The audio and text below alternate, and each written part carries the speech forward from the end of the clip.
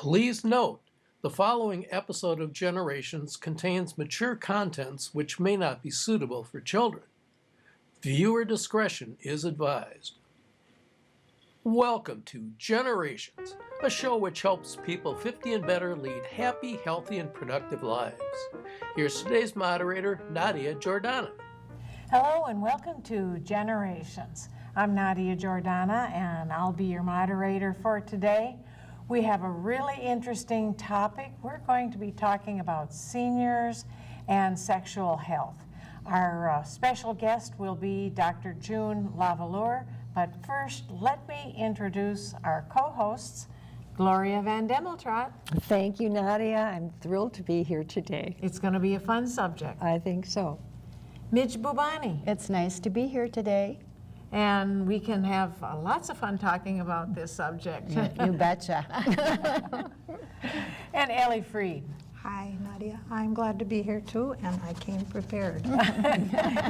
Yes, we'll need to be prepared. I'll pass it around. Okay, you be sure to share. And Dr. June Valleur, you are a champion of women's health. Tell us a little bit about yourself and, in a nutshell, some of the things you most want to talk about today that our audience should hear about. Okay. So I was a non-traditional medical student starting at 41. Before that, I'd been a physician assistant and an X-ray and lab tech, so always in medicine.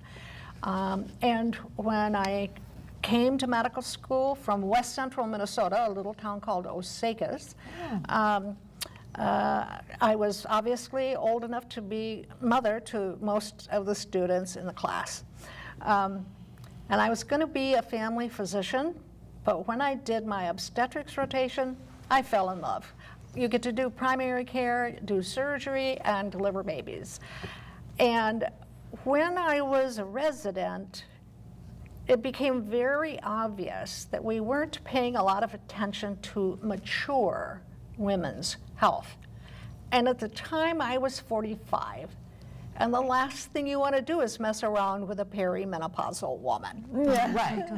So I told our chair of the department he was not doing a good job, and you need to do something about it.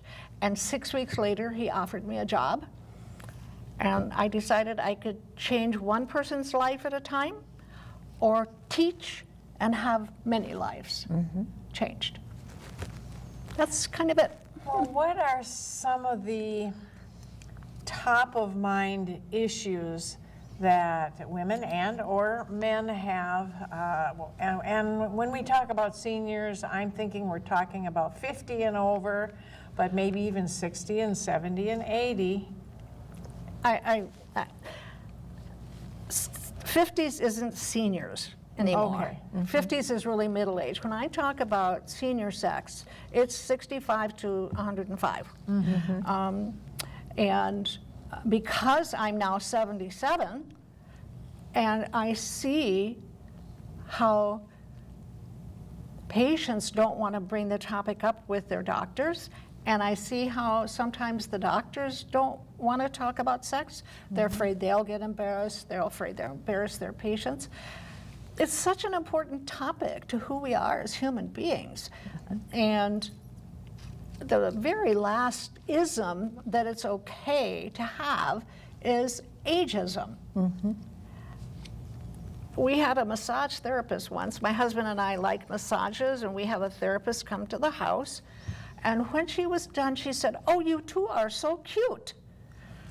And I said, you know, babies and puppies and kittens are cute, but I don't think we're cute. It's just that, I can never say this word right, infantilizing of olders. Like, they talk louder.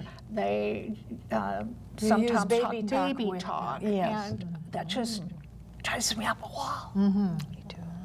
Interesting. And we know that the need for touch never goes away until we're embalmed. We have good studies that show us if babies aren't touched, they're in orphanages and not touched, or in the old days in the ICU and not touched, they did not thrive. And the same goes true for those of us who are aging and older. We don't You think talked a about little that bit. very often. And those of us who have spouses or that don't have spouses, the touch thing, I'm very fortunate because I have a loving husband, and we do touch, we hug, we hold each other all the time. And that's very important to me. It's very important to me. If I lost him, I'd really be lost. I'd really be lost. I would too. You talked a little bit before the show about the teaching of sexuality and aging, and Yes. and that it isn't taught in medical school. Well, there, as I mentioned, there's over 130 medical schools in this country. And in some of them, the students get 4 to 12 hours in 4 years. We are fortunate at the U that we have an actual course in human sexuality. And that reminds me of a funny story. I was teaching, I was lecturing in the sexuality course, and I got up and they knew it was about aging. And so the first thing I said was, I'm not going to ask you to think about your parents being sexual. And there was this collective sigh of relief. You could just feel it. And then I said, I want you to think about your grandparents being sexual. And one woman in the second or third row actually said, right out loud, I don't want to go there. So I said, well, think about your grandparents' friends, because you're going to need to be able to talk with seniors about sex, because they are still sexually active. Now, I always want to make one thing clear. There are men and women who don't have partners. There are men and women who choose not to be sexually active, and that's fine. If that's your choice, that's fine. But over 70% of men over the age of 70 are still sexually active, and almost 40% of women over the age of 70 still are sexually active. There's a little variance there. You said 70% of the men and 40% of the women. Right. Interesting. Yeah. So it And is there- lower for women. Is that libido? Not all, not all. And remember now, we're talking about people of our generations, and I think people here are 60s, 70s, and 80 something. And we were raised differently than they are being raised now. And so some of us still have those old thoughts about you don't talk about sex. Remember when you said, I got married at 18 or 19 and didn't Yes. know anything? Yes, yes. That's the way it was then. It's not that way anymore. But people need to be able to be free to have sexual intimacy, which doesn't always mean intercourse if you're a heterosexual couple. Let's be clear about that. But for some people, intimacy is what you said. You just want to lay next to each other in bed and Holding give and each other a touching. massage and And intimacy can be talking with each other. oh, there's And- almost 24 kinds of intimacy, and it's not all sexual intimacy. But we have to get over the idea that seniors aren't sexual anymore. And we have to get over the idea that, which I think goes through my mind, is you hit a certain age and, oh, this is the age when it's unseemly to be, it's inappropriate. It's just like when my grandmother said, oh, Grandma, don't say that. No. We have to get over thinking that way, because if that's not the way we feel inside, and if we're still interested in sex, then, it should be okay. And unseemly was the perfect word, because it was the word that your grandmother or your mother may have used. It's unseemly. We ladies don't do that. But guess what? We do. There was more put on the ladies than on the men, that's Yes. true. So, Yes. yeah. What about with certain diseases and health issues? Is there much in the medical community that can help with different forms of dysfunction? Well, there are many different kinds of dysfunction for both men and women. Women aren't alone having sexual dysfunction. I mean, all you have to do is turn on TV and you see all the ads for medications that help erectile dysfunction. So there are many illnesses that we have as seniors that sometimes make sex more challenging for us. For instance, if you have arthritis, it gets very difficult to move your hips into positions that would be comfortable, or even lay flat on the bed or whatever. And for some, it's good to get into a warm bath ahead of being sexual to loosen up things a little bit. Now you want to be careful about having sex in the bathtub because while it can be great, if you're older, you don't want to slip and break something. Yeah. So diabetes is a disease that is rampant in this country, affecting both men and women. And with diabetes, the nerves can lose their sensation. The blood supply is diminished. Didn't know any of that. No, I had didn't clue. either. Yes, Yeah. and so it can be more difficult to attain erection or ejaculation or orgasm. Cancer, as we age, we have more and more of our friends and even ourselves have cancer. And it doesn't matter if it's a breast or a prostate. I mean, if you have a colon cancer and have part of your colon removed and have a bag on your tummy, or the same with a urinary diversion, a bag on your tummy, or half of your face is gone because of a ENT cancer, or your limb is amputated, all of those things change our body image. And we have to learn how to deal with our new body image. And I think that would be a really difficult one, especially for the person who's struggling with that. Maybe less the partner than for the person who's readjusting to their own body image, because having a feeling of a good body image is half the battle for Right. that. And it often, the partner, it's more difficult. Okay. So we make an assumption Yes, that it's worse for the person who has the cancer. And while we are getting better at teaching cancer survivors, we need to be better at getting their spouses or significant others involved, because it affects them greatly as The person well. that they knew is different now. Exactly. Right? Yeah. I can see Exactly. that. I think the natural aging process and what happens to your body with your wrinkles and, you know, things falling Yes. is different than what you're talking about. Oh, yes. That we have to adjust to our own body changing Exactly. and be happy with it or okay with it. That's when your partner doesn't care as much about what's happening to your body than you do. Sometimes. Yeah.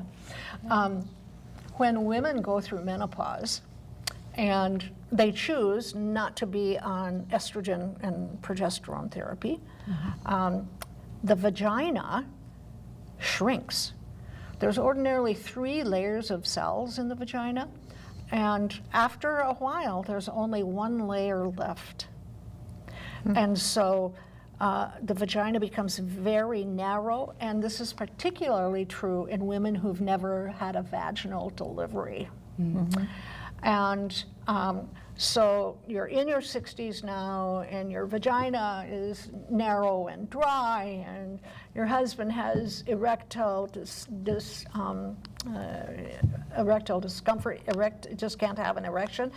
It's like trying to put a marshmallow in a piggy bank, and it doesn't work well. But we have things that can help fix that. For the vagina and the vulva, we can use moisturizers, and you have to use them regularly. And then for, if you're going to have sexual play, whether it's intercourse or other. Would those moisturizers be hormonal creams? No. No. A moisturizer is not hormonal. Okay. But there's also then estrogen therapy for the vagina. And that helps the cells retain their plumpness, and you get the 3 layers back. And then some women choose not to use estrogen, and some women are afraid of using estrogen, for instance, if they have a history of breast cancer. There are some oncologists, including mine, who say that it's okay to use a little bit of vaginal estrogen after breast cancer. But not all oncologists say that. And so women need to work with their oncologist or with their physician or nurse practitioner or PA and say what's important to them.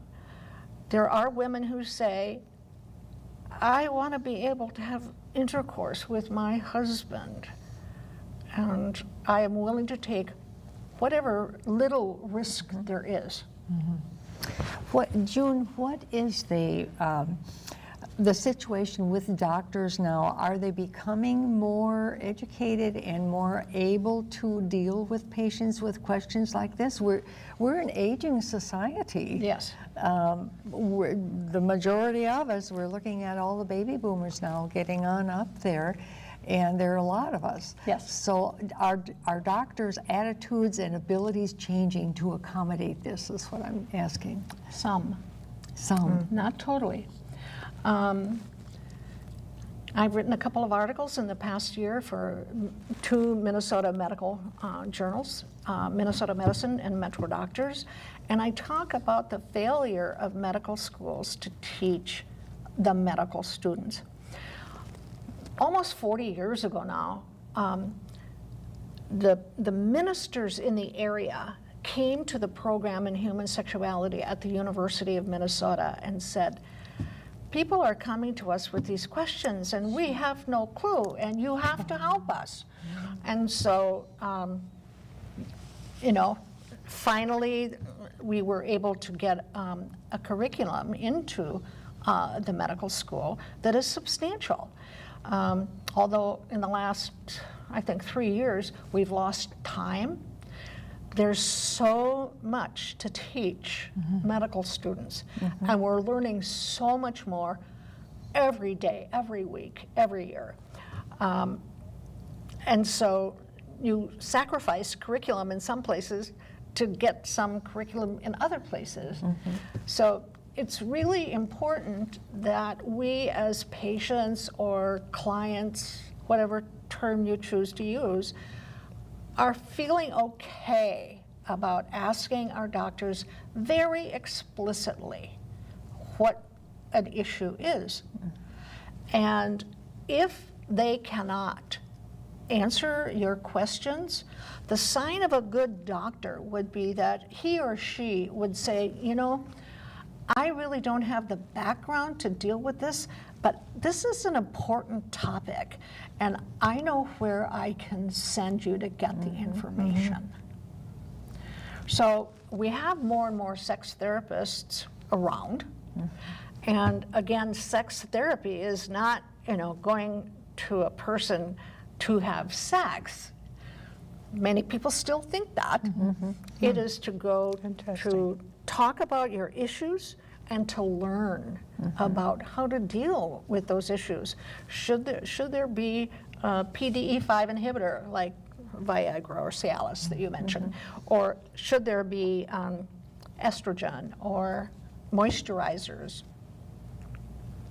You mentioned pills like Viagra and Cialis. A few years ago, there was something on the news about something along the same lines for women.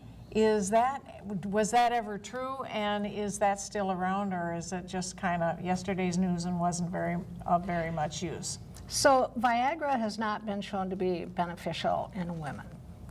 We actually did a study at the U using a testosterone patch. Women's ovaries make estrogen, progesterone, and testosterone. And the adrenal glands also make testosterone. Well, what I found in my practice was the level of testosterone in a woman's blood was very loosely associated with her libido, because that's what testosterone has been associated with in women. So I had women with high testosterone with no libido, and women with low testosterone whose libido was fine. The study that we did found it was actually quite beneficial. It increased their sexual activities and sexual thoughts from 2 to 3 times a month. But the panel did not think that was significant. The women did, but the panel did not. So we now have other medications. One is called flibanserin, and to improve women's sexual health, we have DHEA, which is dihydroepiandrosterone, which is a medication that you can put in your vagina. So there are things to try to manage both men and women's sexual dysfunction issues. The focus on sexual health, in my opinion, is that we need to focus more on the big C, not climax. Communication. Communication. That is what in my practice I often saw to be a huge issue. Are there couples therapy groups or classes or services for seniors? Because it would seem like that communication and couples therapy, it takes 2 to tango. Is there anything like that out there for seniors? Not specifically for seniors yet, to my knowledge. I did for a while. I retreated from that practice. There are a lot of marriage counselors and sex therapy counselors that see both men and women. I went back to school, and after I retired from medicine, and became a certified sexual health counselor, so I could see both men and women. And often it's difficult to get the other partner in. And the thing is, very seldom in a marriage is it one person's problem.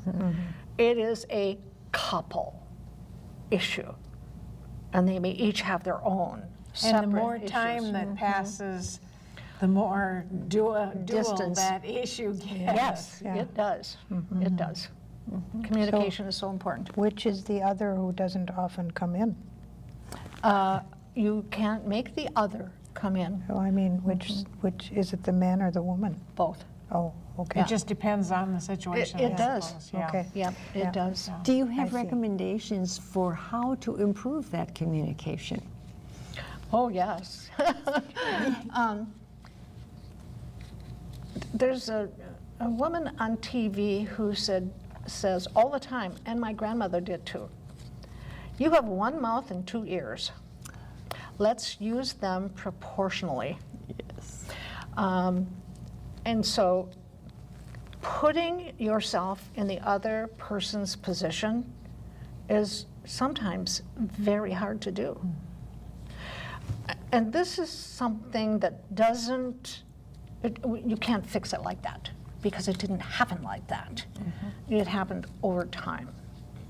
And so, you know, they need to set time aside for each other to be together. I mean, think of now the younger women who married 5 years, now they have 3 small children, and they're working part-time, and their husband is gone all week long and comes home on the weekend, and he wants sex, and sex was the furthest thing from her mind. She was exhausted, and she just wanted relief. That happens very often. And so you have to work with the couple together. Maybe they need a little less income, and he needs to find something closer to home. Maybe for a while, until her children are older, maybe she might need to cut back on her hours. Everything in life is a compromise, everything, including marriage and other relationships. I was very lucky when I was in that situation with young children and exhausted, and my husband would come home and say, "What can I do?" That's the first thing he said when he came in the door. I hope you kept him. And 62 years. And that made him 62. twice as attractive to you. Yes, it did. Yeah, it's, another story to tell is I had a patient who was in her early 70s, and this was when the PDE5 inhibitors for erectile dysfunction first came out. And he went to his doctor and got a prescription, didn't tell his wife. And the doctor didn't tell him anything, just gave him the prescription and said, as long as you don't have heart disease, you can take this is okay. And she told me her husband's idea of foreplay is took my Viagra. Got my Viagra. And what she would rather have had is help with the dishes or vacuum the house or Ellie's something. husband, Right. Yeah. Oh, that's funny. Communication, communication, there Yep. we go. Yep, for sure. Well, we're running out of time. June, Already? we could have done a 2-hour program on this subject. Oh, there's lots more. We were just getting started and just scratching the subject, and this is fascinating. Thank you It is. so much You're so for welcome. being here. Thank you. And I'm happy to come back because we really just touched the surface. right. And I'm so happy that you're putting this issue out so people can learn about it and know that there are things that can be done. Maybe we will be able to talk about it again. Okay. And thank you, Ellie, Midge, Gloria, Absolutely. and thank you all out there for watching Generations. We'll see you next time.